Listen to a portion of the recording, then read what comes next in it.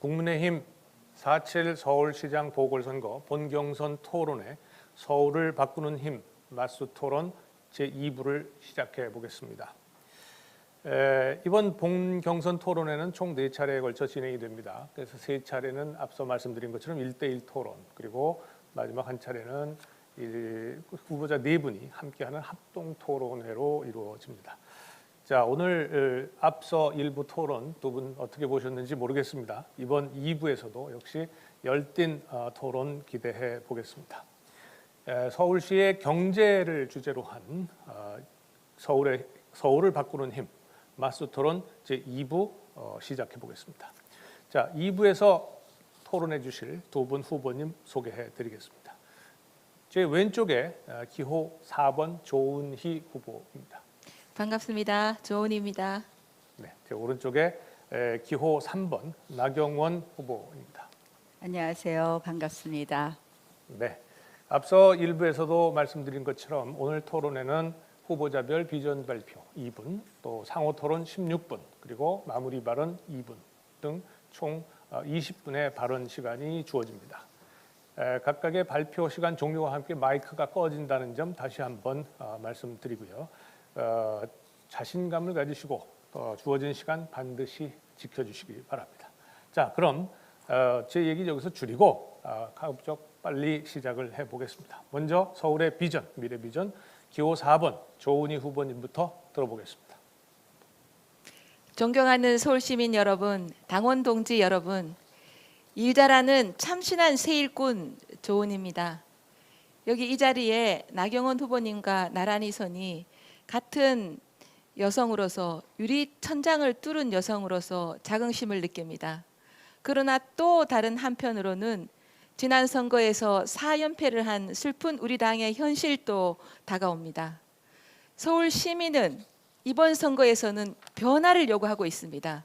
10년 전 그때 그 인물로 승부를 하면 여전히 질 수밖에 없습니다. 시대 정신이 변하면 사람도 바뀌어야 됩니다. 재수, 삼수생 서울시장 후보가 서울시장이 된 경우가 한 번도 없습니다. 우리 당도 10년 불판을 갈기 위해서는 새롭고 참신한 인물로 승부를 보여야 됩니다. 저 조은희는 승리의 DNA가 있습니다. 강남, 송파 다 쓰러질 때 혼자 우뚝 살아남아 보수의 자존심을 지켰습니다. 재산세 반값 밀어붙였습니다. 횡단보도 그늘막 서울시의 반대를 뚫고 전국 방방 곳곳에 세웠습니다. 제가 서울시장이 되면 문재인 정권에 맞서서 정책에서도 선거에서도 유일하게 승리를 쟁취한 승부사답게 여러분과 함께 하겠습니다. 소상공인을 챙기겠습니다. 시민의 세금 덜어드리겠습니다. 청년들에게 월세가 아니고 내 집 주택을 드리겠습니다. 구파발에서 강남까지 30분 만에 주파하는 강남북 30분 지하 고속도로로 서울의 교통을 해결하겠습니다. 일 잘하고 참신한 조은희에게 힘을 몰아주십시오. 그러면 승리로서 보답하고 박영선 잡고 문재인 정권 심판하겠습니다. 조은희가 하겠습니다. 감사합니다. 네, 조은희 후보 말씀 잘 들었습니다. 다음은 기호 3번 나경원 후보 비전 들어보겠습니다. 안녕하세요. 반갑습니다. 나경원입니다. 문재인 정권과 민주당 사람들 얼마나 인권을 외쳤습니까? 그런데 모두 거짓이었습니다. 안희정, 오거돈, 박원순 전 시장에 이르기까지 성비위로 3명의 광역단체장이 물러섰습니다. 그리고 2차 가해는 어떻습니까? 어제 그들이 임명한 여성부 장관조차도 민주당의 모 후보의 발언이 2차 가해에 해당한다고 했습니다. 사퇴해야 합니다. 민주당 공천 철회해야 합니다. 이중성은 또 어떻습니까? 집 사지 말아라 하더니 그들은 모두 강남 부동산으로 대박을 터뜨렸습니다. 특목고 자사고 폐지한다고 하더니 그들 자녀들은 모두 특목고 자사고에 진학했습니다. 한마디로 이 정권의 사람들은 위선 기득권 집단입니다. 착한 척, 정의로운 척, 위해주는 척 했지만 그들은 위선이었습니다. 그러나 그들은 민낯이 밝혀지자 반성은커녕 남 탓만 합니다. 언론 탓, 그리고 전 정권 탓, 남 탓만 하고 있습니다. 이제 심판해야 됩니다. 견제해야 됩니다. 위선 기득권 집단의 서울이 아닌, 그들만의 패거리의 서울이 아닌 시민의 서울로 바꿔야 합니다. 그것이 상식의 회복입니다. 그리고 그것이 일상의 행복한 서울로 가는 길입니다. 미래로 가는 서울입니다.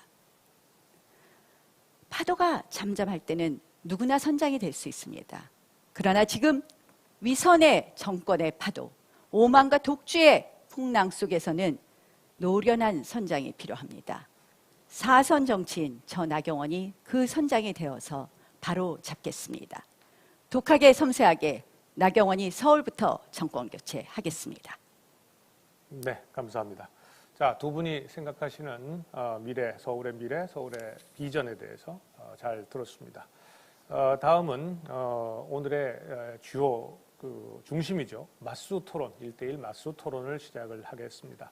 앞서 말씀드린 것처럼 각 후보자들은 16분의 시간을 갖고요. 자유롭게 토론을 하시되 주제는 경제입니다.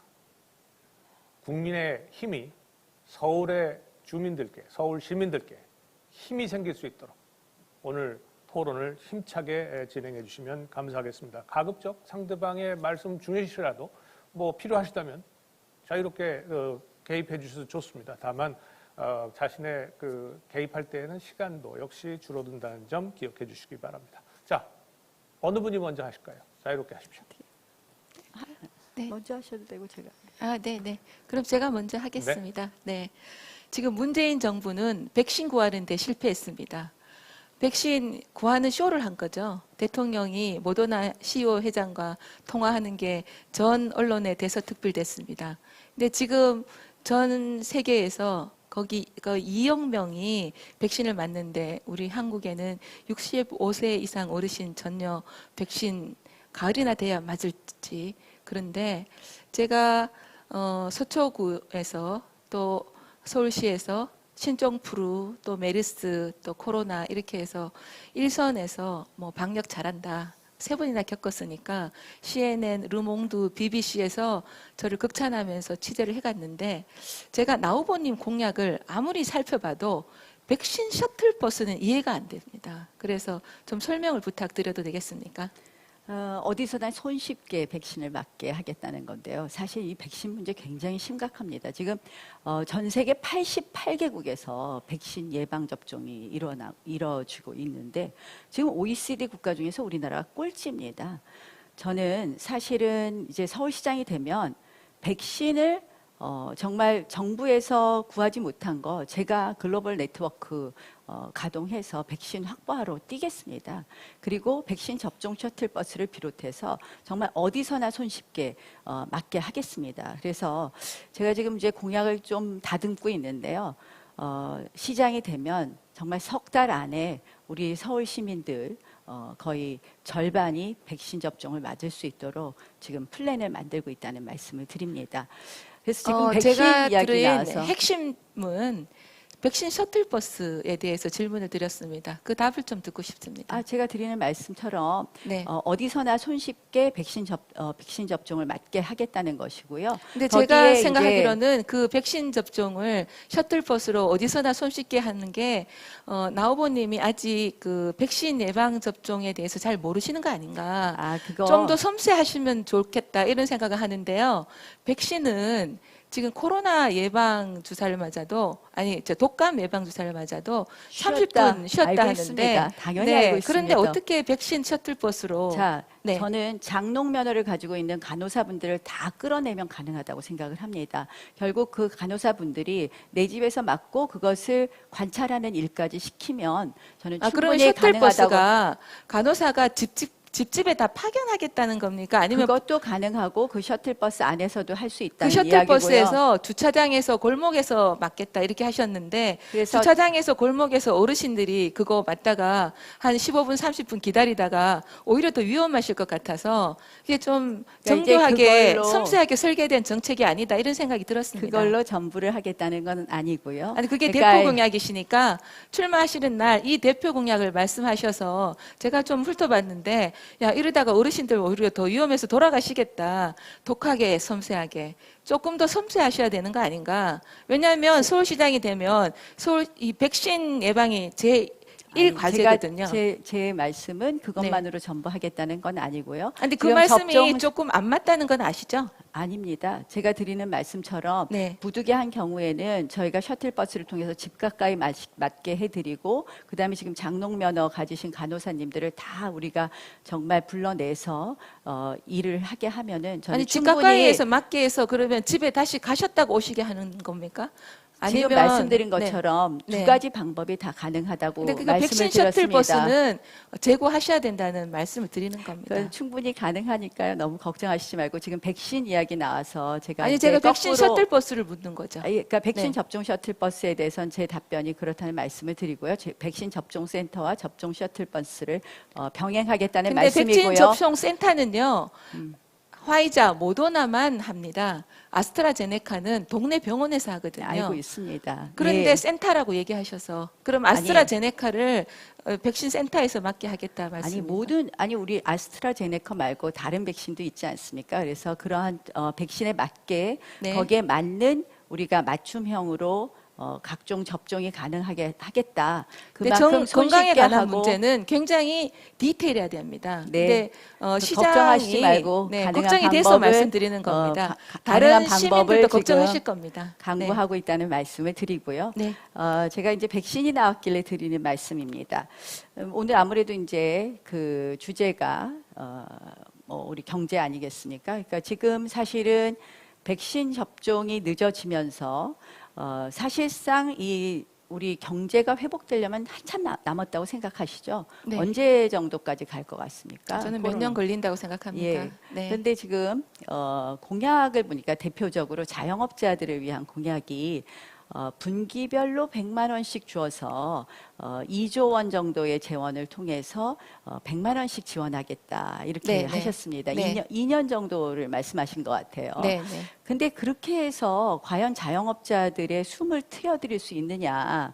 왜 제가 그 걱정을 하냐면 얼마 전에 홍대 앞을 제가 갔었어요. 저희 이제 그랬는데 많은 정말 폐업되고 막 이렇게 되었는데 하시는 말씀이 어떤 상인이 너무 힘들어서 사실은 도시락 싸갖고 다닌다. 그리고 보온병에 커피도 싸갖고 온다. 도대체 커피를 마실 수 없다. 사 먹을 수 없다. 이런 얘기를 하시더라고요.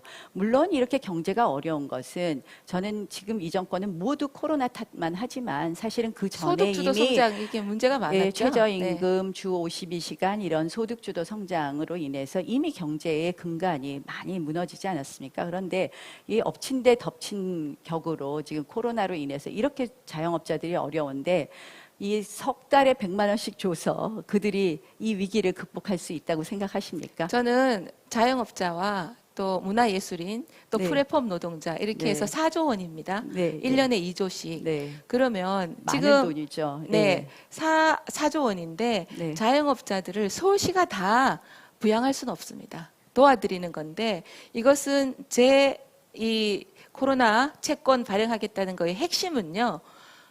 구제하듯이 지원하는 게 아니고 권력으로 보상을 받는 겁니다.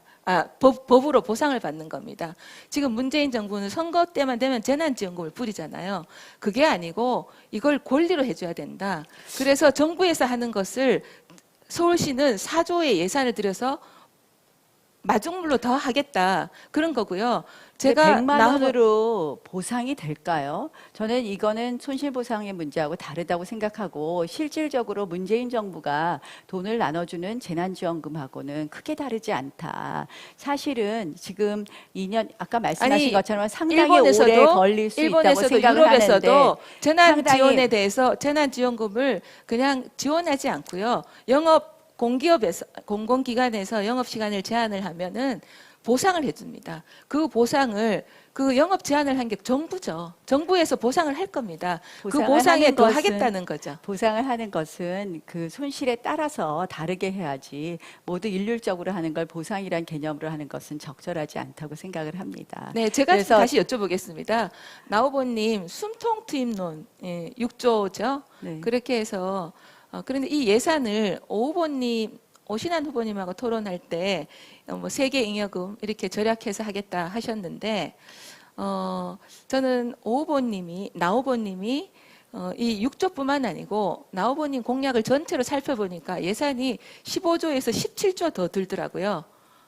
잘 계산 안 해보셨죠? 숨통 투입론이요? 아니요, 숨통투입론, 기본소득론, 아동수당, 뭐 이게 전체를 제가 다 해보니까 최소 15, 17조.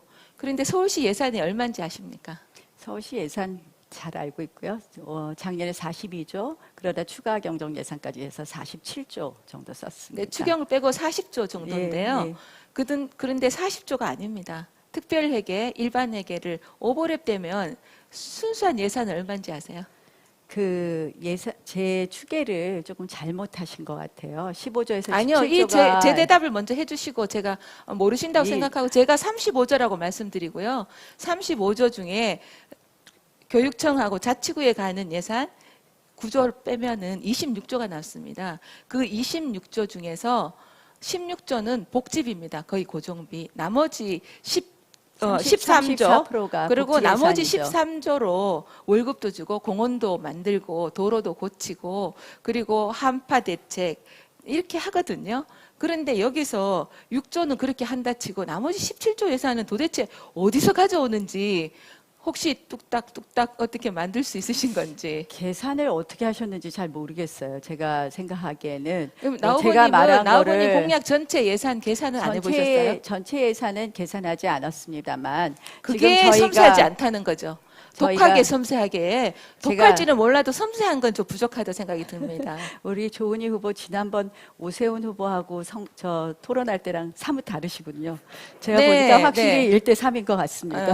그게 아니고 저희 지금 사회자님이 제가- 굉장히 격하게 하라고 아까 정진석 공관위원장님도 너무 심심한 거 하지 말라고 하셔서 제가 네. 꼭 그런 것만 같지는 않으시고요. 네, 제가 네, 보니까 네. 아니, 굉장히 대답해 사뭇 주시면 되는 거죠. 다르다는 말씀을 네. 드리고요. 어떻게 자, 이제 전체 공약을 하시면서 어제 난곡에도 가셨는데 거기도 예산이 많이 들거든요. 자, 1년에 얼마씩 드는 예산을 좀 정확하게 계산해 주시기 바라고요. 저희가 계속 공약을 발표하고 있기 때문에 그래서 제가 아니요. 지금까지 얼마다라는 사실은 말씀은 안 나 드리겠습니다. 후보님이 자, 공약을 하실 때는 저한테 기회를 좀 주십시오. 네. 말씀을 드릴 기회를 네. 좀 주십시오. 치고 들어가라고 아까 사회자님이 얘기하시더라고요. 네. 자, 그러면 조금 덜 치고 들어가겠습니다. 네. 숨통 트임론에 대해서 좀 설명을 해드리겠습니다. 네. 제가 이제 자영업자에 관한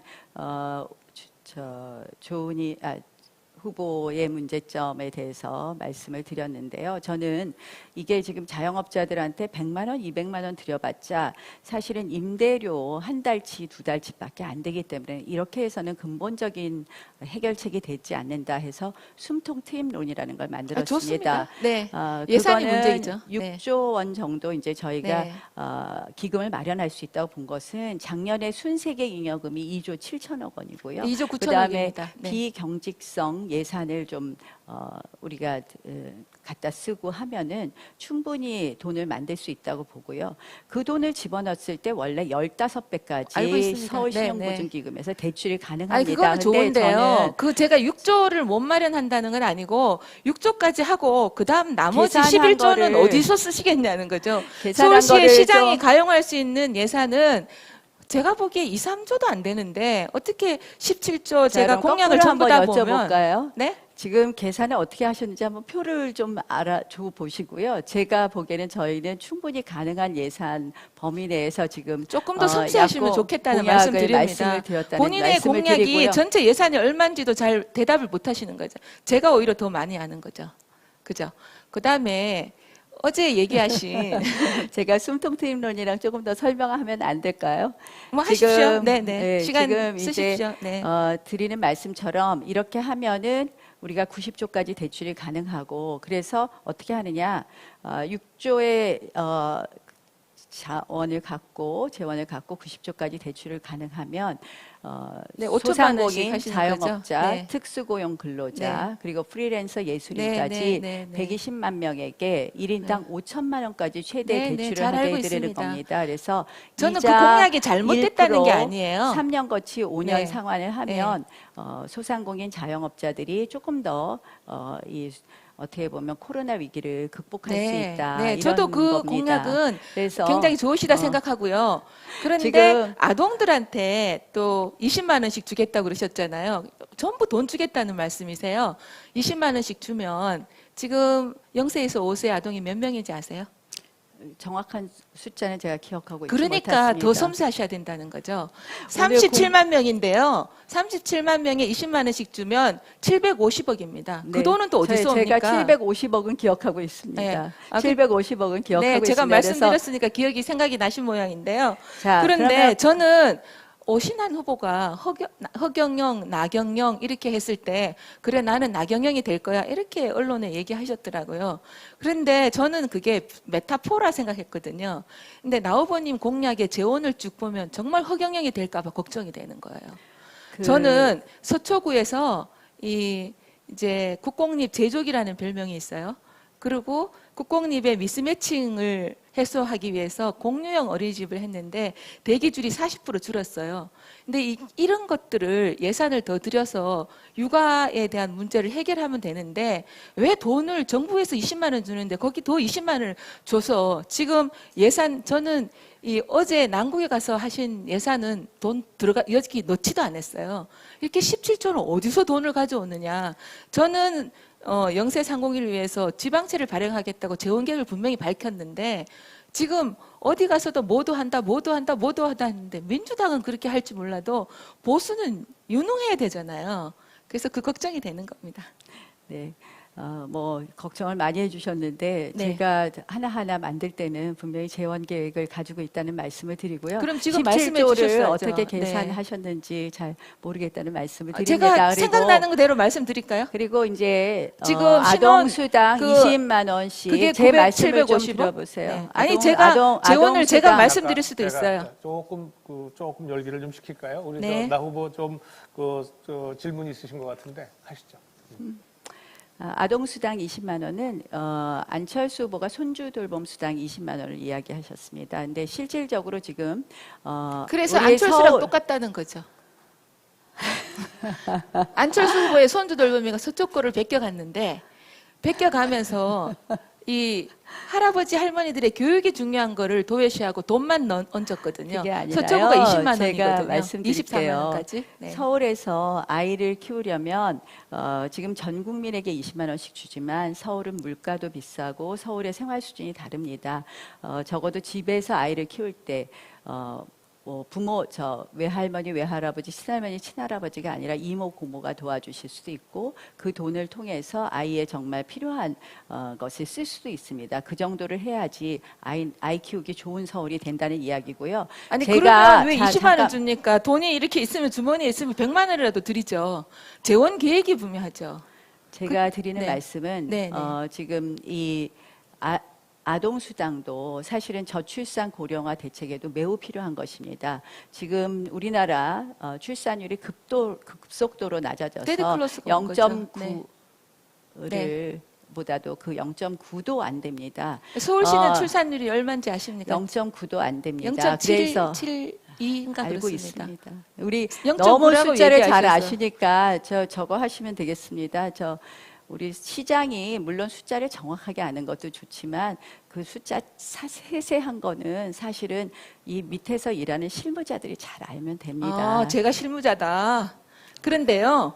그러면 예산 자, 계획과 이제 제가 양육수당을 그렇게 도입한 것은 우리가 결혼하지 않고 아이를 낳지 않는 남자분들에게 물어봤을 때 1위가 양육비 부담입니다. 그래서 이 부분을 해결하는 건 매우 중요하다는 말씀을 드리고요. 제가 이제 저한테 자꾸 뭐가 돈이 많이 드냐는데 제가 그러면 한번 이번에는 부동산에 대해서 좀 물어보겠습니다. 네, 네. 5년 내에 65만 호를 짓겠다고 하셨습니다. 네. 아마 이제 조은희 후보께서는 이게 지금 너무 주택단이 심하니까 이번에는 좀 집을 많이 공급해야 되겠다 이런 아마 의욕이 굉장히 강하셨던 것 같아요. 그런 거 아닙니다. 저는 제가 일머리 있다고 그랬잖아요. 다 그래서 계산한 겁니다. 네.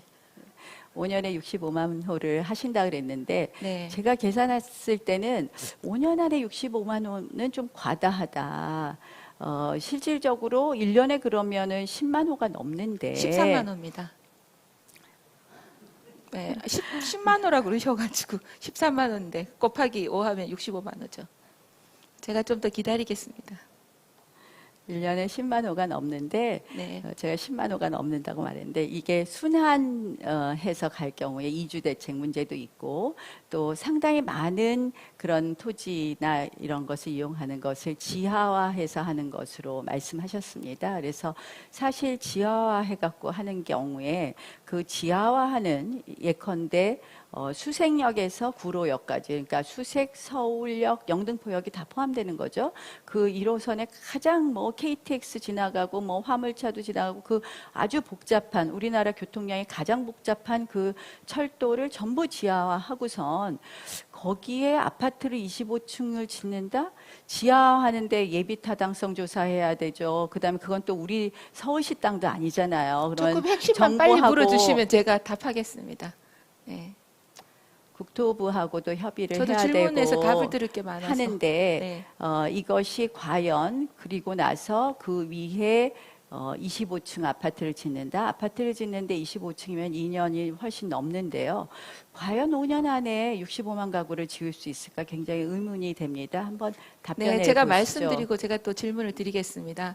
저는 박원순 시장 때 평균 주택 공급량이 7만 7천 호입니다. 그런데 박원순 시장보다 1년에 5만 호 더 짓겠다. 왜냐하면 이 정부의 부동산 정책을 완전 거꾸로 하면 됩니다. 이 정부는 공급을 안 했습니다. 규제를 했습니다. 그리고 세금을 폭탄을 내렸습니다. 그래서 지금은 나 후보님도 서울에 그만한 대지가 어디 있냐 이러시는데 20만 평이라는 미활용 도시계획 시설이 있습니다. 가령 공영 주차장 지하로 하고 그 15개 있습니다. 11만 평이죠. 차고지 하면 또 경부고속도로를 지금 전체가 18만 평인데 그걸 녹지로 반을 만들고 그 반 3분의 2 정도, 그 반의 3분의 2죠. 그 정도로 주택을 지어도 15,000호 정도 짓습니다. 그래서 네. 지금 말씀하시는 경부 손철도는 계산에도 안 넣은 거죠. 그래서 10만 호를 이것은 공공에서 해야 됩니다. 그리고 민간은요, 재개발, 재건축을 활성화시키면서 규제를 해소하고 스피드 재건축을 하고 그리고 용적률을 높여줘서 거기에 나는 공공기여금으로 뉴타운이나 재개발에 사업성이 없어서 안 되는 데는 사업성이 되게 도로도 깔아주고 공공기반을 해주면 1년에 5만 원씩 더 합니다. 그런데 나 후보님의 공약은요, 박원순 시장보다 공급을 적게 하겠다는 거예요. 1년에 주택이 서울시에서 멸실이 몇 호 되는지 아십니까? 자, 제가 답변하겠습니다. 네. 지금 아까 65만 호에는 지하화 고속도로를 지하화하거나 그러면 한양대학교 입구역 부분에 5,000호 2호선 지하화요? 그 계산 안 그것도 했습니다. 안 하시는 건가요? 네, 제가 보기에는 65만 호에 포함되는 것 같은데 그 계산 안 구체적으로 했습니다. 보면은 네. 좀 이해가 안 된다는 말씀을 드리고 저는 그리고 나 후보님 공약이 제가 참 애매한 게 이겁니다. 어떻게 박원순 시장, 문재인 정부가 주택 공급을 안 해서 이제 25번째 공약에서 주택을 공급하겠다. 그것도 국가 독점으로 하겠다 이랬는데 그 박원순 시장보다 주택 공급을 적게 하겠다고 공약을 할 수 있느냐? 혹시 실무자들이 박원순의 38만 호 플러스 35만 호 한 것을 혹시 잘못 알고 계신가? 저 혹시 그럼 네. 저도 한번 수치 한번 여쭤볼게요. 하도 수치 물어보시니까. 아니요, 저는 저 박원순 시장 10년 동안 지금 아파트는 1년에 몇 채씩 공급됐는지 아십니까? 아파트는 전체로 1년에 한 3, 4만 호입니다. 34,500호 공급되었습니다. 네, 외우고 오셨군요. 저는 몰라도 대답하지 않습니까? 3, 4만 호라고. 네. 네. 제가 드리는 장학 퀴즈 말씀은 같아요. 네. 저는 10년에 70만 호를 공급한다고 했습니다. 10년에 70만 호의 핵심은 뭐냐?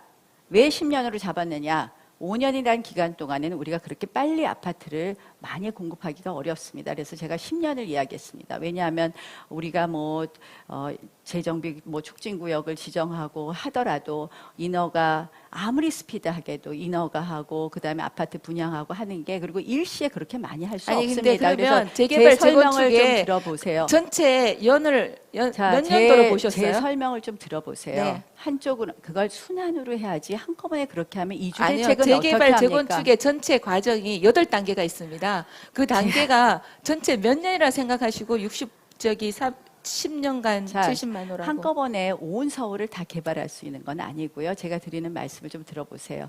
네. 그러니까 제가 공급하는 건 주로 아파트입니다. 주로가 아니라 전부 아파트입니다.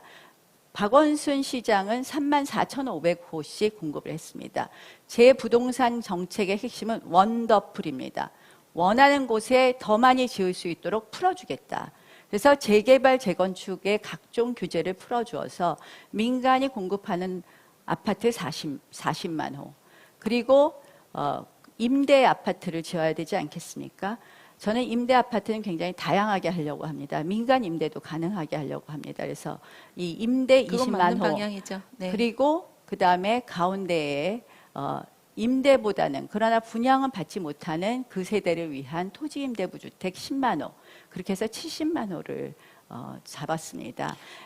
그래서 좀 제가 더 말씀드리면 제가 그게 드리는 언발의 어줍내기라는 거죠.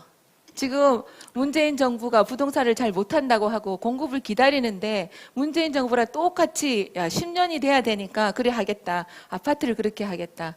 제가 드린 계산에는요. 오피스텔은 포함이 안 된 겁니다. 제가 드리는 말씀은 네.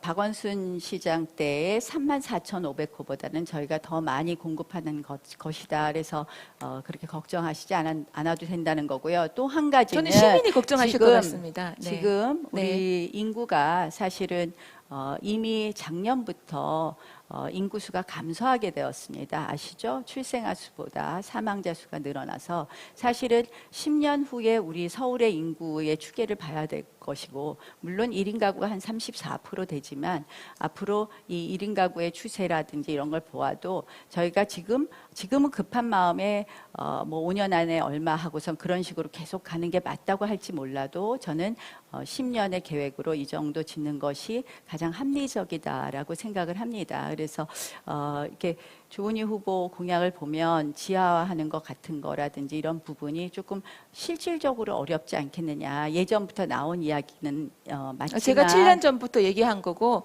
저 서울시장을 시켜주면 제대로 하겠습니다. 경부고속도로 지하화는 저도 동의합니다. 네, 감사합니다. 저도 그거는 네. 동의하고요. 네. 거기에 저는 한 1만 호 정도 지을 수 있다고 생각했는데 1만 5천 호를 네, 말씀하셔서 저도 가능하면 그쪽으로 좀 검토를 하려고 그러지만 경부고속도로, 경부철도, 경부선 철도 그러니까 한마디로 서울역, 영등포역 이쪽을 지하화하는 14km 죠. 것이라든지 또는 한양대 입구역 같은 것을 지하화하는 것은 사실상 공사비도 많이 들고 어려울 것이다. 제가 이렇게 생각을 그래서 합니다. 이게 계산이 그래서 섬세하게 돼야 되는 겁니다. 경부선 철도 지하화는 지금 국토부에서 용역이 거의 다 돼서 14조 원의 재원이 나옵니다. 공사비는 12조 원이죠. 그게 남는 똑똑한 사업이고요.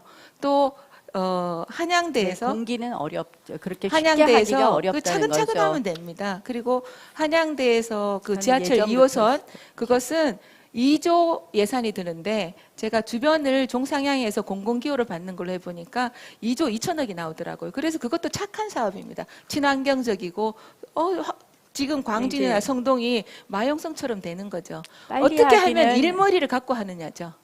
빨리 할 수 없다는 이야기를 말씀을 드렸고요. 저를 65만 시켜주시면 호에서 5년 만에 끝내겠습니다. 아니 아까는 그게 5년 안에 포함이 안 돼 있다 그러더니 갑자기 또 5년 만에 포함이 돼 아니요, 있다 그러니까 지하화하는 앞뒤가 거. 다르시네요. 그게 아니고요. 지금 나 후보님이 주택 제가 청년 내집 주택 10만 호에 들어갔냐 물으셔서 저는 그게 아니고 그 플러스 알파죠. 훨씬 더 할 수 있는데 제가 책임질 수 있는 10만 호를 얘기한 거고요. 거기에는 전체 65만 호 계산 넣지도 않았습니다. 그렇지만 5년 내로 제가 할 수 있습니다. 시민 세금 안 들이고 할 수 있습니다. 글쎄요, 그게 추미애 5년 안에 의원이 하기는 좀 어려울 것 장관식이나 같습니다. 하면서 그거를 이 5선이라 하면서 왜 못했는지 저는 알 수가 없어요. 일부러 안 한 건지. 나 후보님 시장 되시면 꼭 하십시오. 제가 비결을 알려드리겠습니다. 아니면 저를 시켜주시든지. 네. 그리고 네. 제가 또 여쭤보겠습니다. 2025 교육대책인데요. 2525. 2525죠. 네, 근데 네. 구청마다 학군을 좋게 하겠다. 그런데 제가 아무리 가문하다 그래도 지금 서울시에 특목고 외고죠. 그리고 자사고가 26개 있는데 그게 일부에 좀 편중돼서 옮기면 한 구에 하나씩 돼요. 그런데 옮길 수가 없어요. 옮기가 쉽지 않습니다. 그런데 자사고나 외고를 어떻게 한 구에 하나씩 하겠다고 오늘 페북에 제가 봤어요. 그거 불가능한 일이고 또 실제로 외고나 자사고가 있다고 거기에 학군이 좋아지지 않습니다. 학력 격차는 그렇게 해소되는 게 아니고요. 또 외국인 글로벌 센터 해서 영어 몇 마디 한다고 학력 격차가 해소되지 않는 거고 강남의 선생님, 강남의 학교에서 받는 교육을 받을 수 있게 해줘야지 학력 격차가 줄어드는 거거든요. 그래서 제가 AI 교육혁명이고 또 이투스 같은 서울시에서 강남의 쪽집게 선생님 같은 그분들을 플랫폼으로 해서 누구나 다 할 수 있겠다고 했는데 나경원 후보님의 교육이 굉장히 중요한데 교육 대책이 좀 섬세하지 못하다 이런 생각이 들어요. 교육 공약 아직 다 발표 못했고요. 그래서 이제 차례로 발표가 될 거니까 좀 기다려 주세요. 공약할 게 너무 많더라고요. 그리고 실질적으로 교육 경약은 중요하죠. 그리고 후보는 교육에 대한 마인드가 있어야 된다고 생각을 합니다. 네.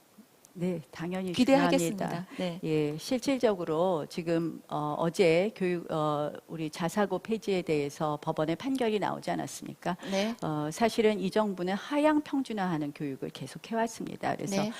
결국 개천에서 용나는 기회를 막아버렸습니다. 저는 강남북 격차 그리고 부동산 가격 급등 이 모든 것에 교육 격차가 자리 잡고 있다고 생각을 합니다. 그래서 25 교육 프로젝트 있는 학교를 꼭 옮긴다는 것이 아닙니다. 확실히 해내겠다는 말씀을 그러면 드리고요. 새로운 학교를 새로 만들겠다는 얘기십니까? 앞으로 오늘 공약에 그게 있으셔가지고 학교를 그렇게 네. 만들겠다는 이야기입니다. 그리고 서울시장이 고등학교를 만들 수 있습니까? 지금 서울시장이 직접 할 수는 없죠. 아니 인구가요. 인구가 점점 아까 말씀하셨죠 줄어들기 때문에 고등학교 신설은 정말 어렵거든요. 제가 교육 일을 했었고요. 우리 교육 일을 하고 저출산 대책이 하면 뭐 합니까? 그 공약이 제대로 나와야죠. 저 조은희 후보께서 한번 제 공약을 잘 살펴봐 주시기 제가 얼마나 공부를 했게요. 제가 예산도 다 말할 수 있습니다. 나 후보님 공약에 대해서. 네. 또 제가 또 말씀드려도 되나요? 시간이 끝났군요. 네. 그리고 저는 나경원 후보님 존경합니다. 그리고 제가 재산세 반값으로 홀로 투쟁할 때 아무도 도와주지 않았습니다만 이제 다 네. 같이 해주셔서 감사하게 생각합니다. 네, 감사합니다. 자, 조은희 후보 또 나경원 후보 열띤 맞수 토론 잘 들었습니다. 시간 많이 짧으셨죠? 말씀하시려고 보니까. 네. 아마 시청자 여러분들께서도 이 짧은 시간에 백신에서 시작해서 아동 저출산 문제, 또 부동산 아파트 공급 문제, 거기다가 교육 대책까지 섭렵하시는 두 분 후보들을 보시고 조금 이 어려운 시기에 마음 든든하게 생각하실 것이다 이렇게 생각을 해봅니다. 자, 이제 마지막 순서입니다. 두 후보자의 마무리 발언 순서인데요. 마무리 발언은 이제 순서를 바꿔서 기호 3번 나경원 후보부터 진행해 주시고요. 발언 시간은 2분입니다. 네. 네, 토론 잘 들으셨습니까? 얼마 전에 제가 고건 전 총리를 만나 뵈었습니다. 제가 이번에 경선 포함해서 3번째 도전이라고 3세번이다. 꼭 당선되라고 격려 말씀을 해주시면서 하시는 말씀이 지금은 시대 전환기다. 그래서 전환되는 시대를 준비해야 된다. 대비해야 된다고 말씀하셨습니다. 맞습니다. 지금 서울은 미래를 준비해야 됩니다. 서울은 일상을 회복하는 것뿐만 아니라 4차 산업혁명 시대를 준비해야 합니다. 서울에는 4만 5천 명의 유능한 공무원들이 있습니다. 그 리더에 누가 오느냐? 그 리더의 철학과 비전이 서울시정의 방향을 결정합니다. 이럴 때 정말 멀리 보고 그리고 높게 나는 새해의 눈이 필요합니다. 저 나경원 그동안 4선 정치인 하면서 국회 외교통일위원장 그리고 저출산 고령화 특별위원장 그리고 야당의 원내대표를 거치면서 예산, 입법, 국정감사 모든 현안을 컨트롤했습니다. 한마디로 국정의 중심에 있었습니다. 저의 모든 정치 경험을 서울시정에 쏟아붓겠습니다. 저 나경원은 또 혼자만이 아닙니다. 미래를 준비하기 위해서 노무현 정부의 정통부 장관을 한 진대재 전 장관을 영입했습니다. 서울의 디지털화, 미래도시를 준비하는 데 큰 역할을 해주실 겁니다. 또한 세계의 최고의 도시 설계의 석학이 저의 캠프에 자문을 맡아주시기로 했습니다. 이렇게 최고의 실력자들과 함께 서울의 미래를 만들어 가겠습니다. 지금 당장 급한 코로나 위기를 극복하는 것은 물론 서울의 미래를 준비하여 서울이 더 나은 우리 아이들이 사는 서울이 더 좋은 서울로 만들겠습니다. 네, 감사합니다. 다음은 기호 4번 조은희 후보의 마무리 발언입니다. 역시 발언 시간 2분입니다. 여러분, 토론 잘 보셨습니까? 승리의 희망을 보셨습니까? 저는 이번 서울시장 선거만큼은 정치력도 있고 행정 능력도 있는 후보가 돼야 된다고 확신합니다. 저 조은희는 정치부 기자 출신을 거쳐서 청와대 비서관, 서울시 부시장, 유일한 야당 구청장으로서 현장 경험이 있습니다. 일 잘한다, 야무지다, 정치 감각 있다 평가를 받았습니다. 정치력이 뭡니까? 저는 정치력은 갈등을 조정해서 문제를 해결하는 문제 해결 능력이라고 생각합니다. 저는 40년 수건 사업인 정보사 터널, 정부, 서울시, 서초구민 갈등 관계를 조정해서 뚫었습니다. 17년 답보돼 있던 서울시의 장애인 공립학교 주민들을 설득해서 서초에 세웠습니다. 저는 이런 문제 해결 능력만이 서울시민이 원하는 진정한 정치력이라고 생각합니다. 이번 서울시장 선거, 서울시장직을 대선으로 가는 징검다리냐, 당대표로 가는 징검다리냐, 그런 정치는 안 됩니다. 그런 분이 시장이 되면 서울시정은 그 다음 날부터 정치판, 난장판이 됩니다. 민주당이 못해서 국민의힘 뽑아줬더니 그 나물에 그 밥이네. 그러면 민심이 없어집니다. 그리고 대선 전투에서는 이기고 전쟁에서는 집니다. 저처럼 야무지고 일 잘이고 당찬 후보가 가서 일을 잘하면 민심을 얻을 수 있습니다. 보수에게 맡겨봤더니 역시 다르다. 저 조은희의 저력을 믿어주십시오. 조은희에게 힘을 모아주십시오. 그러면 민심을 얻어서 마음을 움직여서 문재인 정권 심판하고 정권 다시 찾아올 수 있습니다. 능력이고 일 잘하는 조은희 힘을 모아주시면 제가 해내겠습니다. 감사합니다. 네, 감사합니다. 자, 오늘 그 4월 7일 진행될 서울시장 보궐선거를 앞두고 제1야당인 국민의힘의 후보 경선을 지금 진행하고 있습니다. 오늘 두 번째 토론에 서울을 바꾸는 힘 마스 토론에 참여해 주신 1부, 2부에 참여해 주신 네 분의 후보들께 감사드리고요. 시청자 여러분들 어떻게 보셨는지 모르겠습니다. 저는 아주 재밌게 봤습니다. 여러분들의 그 의사 결정에 오늘의 토론 그리고 앞으로 남은 몇 차례에 걸친 토론에서 여러분들의 의사결정에 도움을 줄 수 있는, 도움을 드릴 수 있는 후보들의 많은 아이디어, 반짝반짝거리는 아이디어, 그래서 이 어려운 시기에 국민들께 또 시민들께 힘을 드릴 수 있는 그런 국민의 힘이 되었으면 좋겠습니다. 긴 시간 함께 해주신 네 분의 후보자들, 그리고 TV를 통해서 시청하고 계시는 여러 시청자 여러분들, 또 온라인으로 시청하시는 많은 분들께 감사드리면서 4.7 서울시장 보궐선거 국민의힘 본경선 토론회 서울을 바꾸는 힘 맞수 토론을 마치겠습니다. 감사합니다.